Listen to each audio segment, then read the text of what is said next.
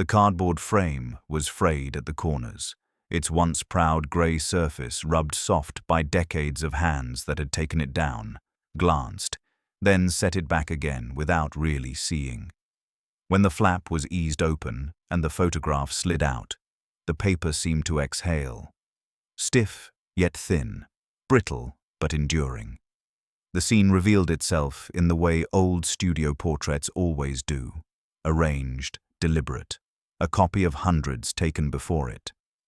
The backdrop was a curtain painted to resemble brocade, behind which no wall existed, no window, only the idea of refinement. A vase of flowers sat on a pedestal, always fresh in paint but never real. At the center of this imitation elegance sat a little girl, small enough that her shoes barely met the rung of the stool. Her hair was set in curls, brushed shiny until the bow pinned at the crown gleamed white in the studio lamps. Her dress was pressed, the hem brushing her ankles, the puffed sleeves stiffened with starch. She was the perfect child of 1950, as neighbors might have said, neat, modest, composed. She smiled with lips tight as if stitched, not in delight, but in obedience. The camera loved this stillness. The photographer murmured his satisfaction, certain he had captured another family treasure. But the photograph refused to be only that. The longer you stared, the more it unsettled. Her hands betrayed her. Folded together in her lap, they pressed too tightly, palms crushing one another, knuckles pale. Children do not hold still like that. They twitch, tug, wave. They play with bows and shoes and hems. This child's hands were clenched as if bracing against an unseen blow. And there, between sleeve and wrist, peeking through powder her mother had carefully dabbed, was a dark curve. Not a shadow, not a crease in cloth. The line of a bruise, still healing, too stubborn to be hidden. The camera's silver did not lie. It froze truth that no one present would name. Her mother had stood nearby, smoothing a hem with shaking fingers, whispering warnings. Fold your hands, don't fidget. Smile for the camera. Her father had watched from the side, his jaw tight, his stance declaring authority. He wore his best shirt, his shoes polished until they reflected the studio's hard lights. To the photographer, he was the picture of a proud, post-war parent. But Anna knew better. She knew the weight of his hand when it curled too tightly. The sting of words hissed sharp enough to cut. She pressed her palms together as instructed. The bruise throbbed where his grip had circled her wrist the night before. She thought of what her mother had whispered in the kitchen, voice low, almost pleading. No one will notice if you're still. She wanted desperately to believe her. She wanted to be the child in the portrait that everyone praised, the one who made her mother's smile last longer than a moment. But as the shutter blinked and the lamps flashed, she felt the bruise pulse against her folded hands, and she knew the camera had seen it too. The walk home smelled of rain. Her mother carried the claim slip for the prince and a bag of fresh rolls, hot enough to burn her palm through the waxed paper. She shook her hand now and then, as if the heat excused the trembling. Her father strode ahead before turning down a side street with a wave that meant he would stop at the tavern, return late, and make the grocery money short. Her mother filled the silence with weather talk. Clouds coming in. We'll get the wash off the line before it drops. It was the safest subject she knew. The house waited for them, small but proud. One of the rows built for families like theirs in the years after the war. The living room displayed its best possessions, the radio polished to a shine, the good chair reserved for the father, the clock that ticked too loudly when the house held its breath. The kitchen bore the true weight of life, the scarred table, the lace curtain faded to cream, the dent in the linoleum where footsteps had pressed the same path every day. Upstairs, Anna's room was mostly a bed, and a wobbling dresser steadied by a folded magazine. On the dresser sat a box that once held chocolates, now her treasure chest. Inside lay a marble that caught the light like a bubble, a ribbon found snagged on a hedge, a plastic astronaut from a cereal box, and scraps of paper she could not explain why she kept. Later she would add the studio's claim ticket, proof that something promised would one day arrive. Supper came together with the usual effort. Potatoes mashed thin with margarine, peas shriveled and salted, a meatloaf pressed obediently into shape. When her father returned, his limp shorter at the threshold than it had been on the street, his voice wider in the house than outside it, he demanded, "How'd she do?" His question wasn't for Anna, but for the room, which owed him an answer.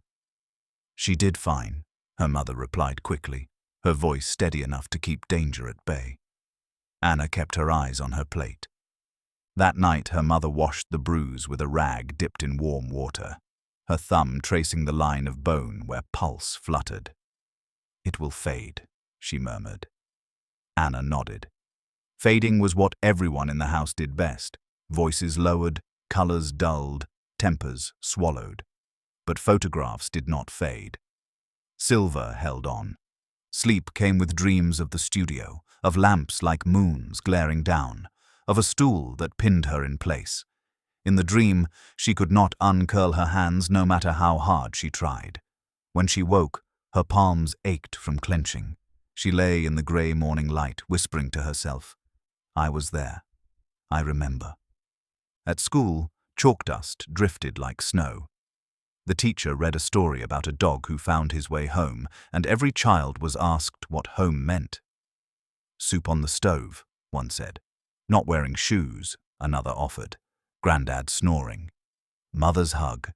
Anna's hand fluttered upward before she pulled it back. She wanted to say that home was a place where you measured your footsteps so the floorboards wouldn't betray you, where laughter could vanish like a match blown out.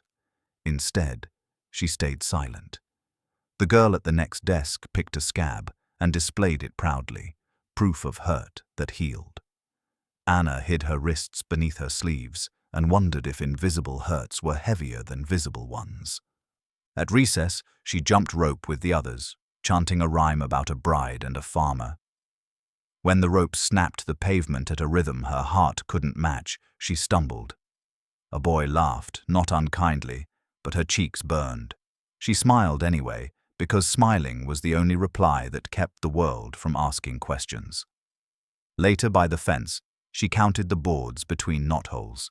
Numbers at least kept their promises.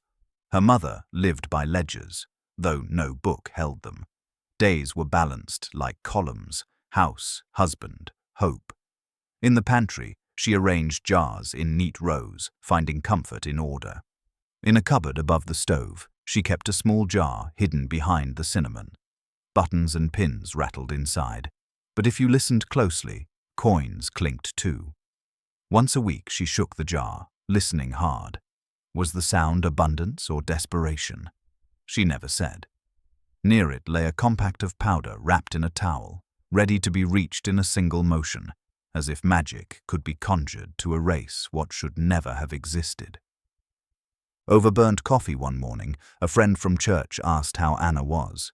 "Quiet," her mother answered. The word could mean angelic or invisible. The friend nodded knowingly.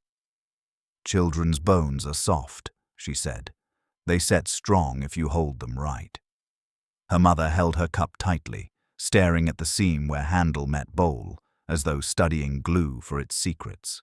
Not all days were dark.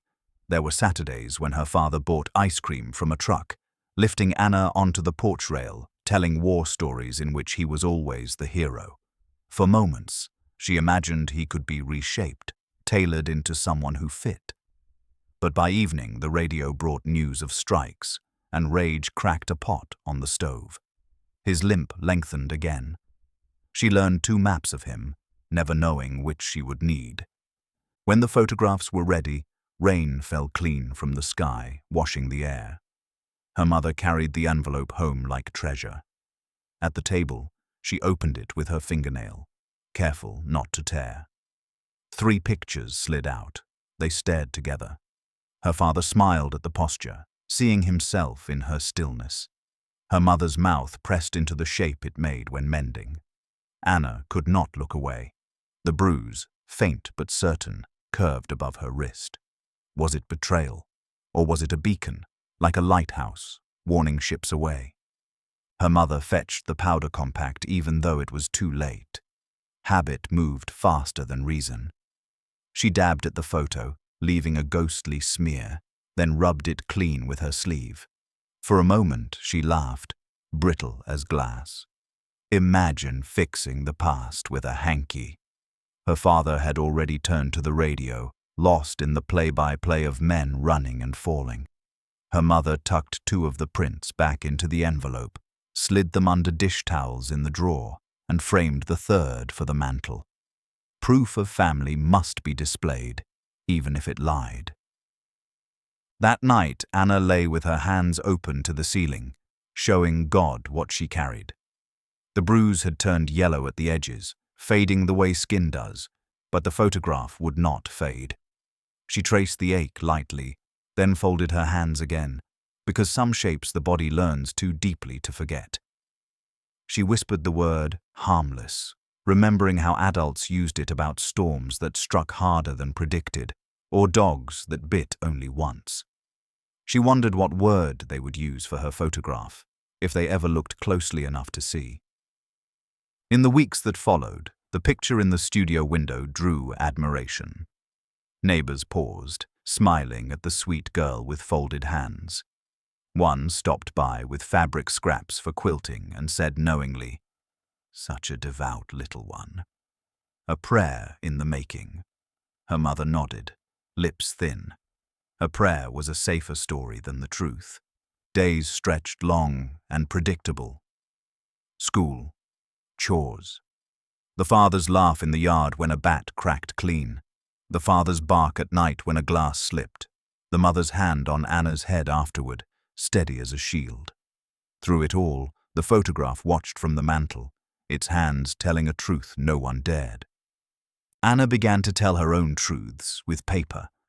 Cutting rectangles from grocery bags, she drew houses, trees, and people with careful hands. She drew a string across the living room wall and hung a square picture darker than the rest. Her mother tacked it up, smiling faintly. Her father called her talented, never realizing she was sketching what could not be spoken. One day, as cicadas droned outside, her mother dried her hands and crouched to Anna's level. Her voice was low, urgent. "If you ever need to show me something you can't say, put it under the sugar bowl." That night, Anna slid the photograph from its frame, laid it on the table, and set the sugar bowl on top. By morning, it was back on the mantel, but the bowl sat on the wrong shelf. Her mother had answered. That was language enough. The bruise healed, but another came, higher on her arm. Her mother quietly rearranged the cupboards so nothing required reaching high. The house itself shifted like a guardian, bending to protect the child. Outside, the seasons changed. Leaves burned red, then dropped, bearing the trees. But the photograph never changed.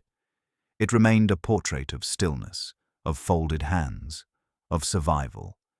Years from now, someone would slide it from its cardboard frame and see what no one else had dared. But for Anna, still a child, it was already both a burden and a vow. She walked to school beneath skies the color of tin, her sleeves pulled over her hands, imagining she could hear the sound bruises made when they became secrets waiting for the right moment to be told. The seasons turned with their usual rhythm, but Anna measured time differently. She counted bruises the way some children counted freckles. She knew which sleeves covered which marks, which smiles quieted which suspicions. The photograph on the mantel remained the most constant witness, unchanged even as the bruise it captured faded from her skin. Visitors praised it often. "What a sweet girl," they said, pointing at the folded hands. No one looked close enough to see the truth. At school, she learned to be quick with answers, but quiet with questions. Teachers praised her neat handwriting, her tidy arithmetic. She drew maps with roads so straight they looked carved by rulers. But when asked to draw herself, She always sketched hands larger than they should have been, as if the body could only be understood by the way it touched, or was touched. Her classmates teased gently. "Your hands look like paddles." And she smiled as if it were a joke, never explaining. As she grew, the bruise marks changed shape.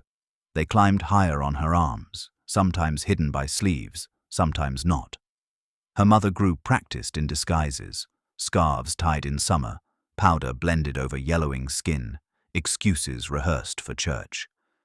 "She's clumsy," her mother would say, patting her shoulder with a touch that trembled. Anna absorbed the excuses until she half believed them. Perhaps she was clumsy. Perhaps she stumbled more than other children. But late at night, when the house sighed with the weight of silence, she knew better. By 13, Anna had learned the rhythms of her father's moods as well as the patterns of the seasons. She knew the difference between the limp that meant he was tired and the limp that meant he had stopped at the tavern. She knew the thickness of the air when anger was coming.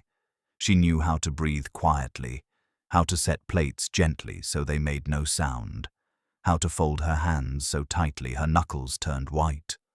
The photograph became both her prison and her ally. It reminded her of the day she was told to be still, to smile, to hide. But it also proved that she had been seen, if only by silver and paper. When she stared at it, she whispered, "You know, you remember, even if no one else does." High school arrived like a door slightly ajar. There were teachers who noticed her quick mind, classmates who invited her to dances. She went once, wearing a borrowed dress, her hair pinned by her mother's careful fingers. The boy who walked her home took her hand, and she flinched so violently he stepped back in confusion. "Sorry," she murmured, folding her hands again. The bruise from 2 nights before was still fading. She knew he had not meant harm, but her body could not believe it. Her mother grew older in spirit than in years. She moved with the weariness of someone carrying an invisible trunk everywhere she went. She no longer tried to fix the photograph. It stayed on the mantel, dust gathering at its corners, her husband too blind to its truth to remove it. Sometimes Anna caught her mother's eyes lingering on it, the faintest spark of something, regret, recognition, or perhaps a plea. At 17, Anna began working at the local library. The quiet rows of books became her refuge. She shelved, she catalogued, she read. Stories whispered possibilities she had never imagined. Women in novels left towns, boarded trains, lived lives unchained from fathers or husbands. She pressed her palms against the book spines, absorbing their courage. She began to dream of leaving, though dreams were dangerous in a house like hers. She married at 20 to a man named Thomas who spoke gently and smelled of cedar. He was patient when she startled at sudden movements, kind when she folded her hands too tightly.